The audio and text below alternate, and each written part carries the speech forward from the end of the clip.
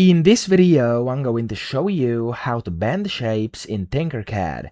Now to do this, there's two ways. The first one is going to be using pre-made shapes. So you want to go to the search button on here on the right, and you want to click on search shapes, and you want to type in bend.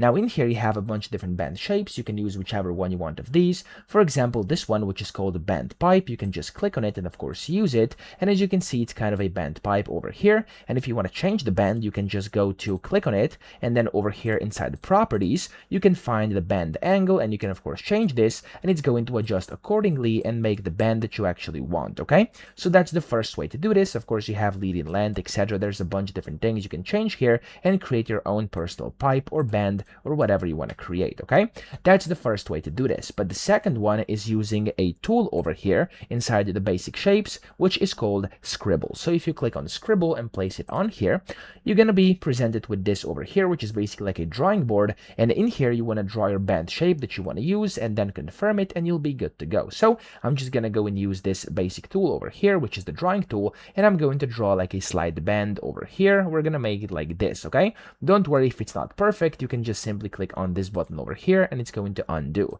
Now you can then make this bend shape like this, and when you like it, you can see kind of the preview top right, click on the done button at the bottom right, and there we go. You have your bend shape over here, which you can of course then change. You can elevate it, you can put it down, you can go and change its sizes, and of course all the parameters over here on the right. So that's how to do this. If at any point you want to edit this, click on edit, and you can again edit this scribble just like you want. Okay, so that's it. I hope this video helped you out. If it did, please subscribe to the channel and help me out as well.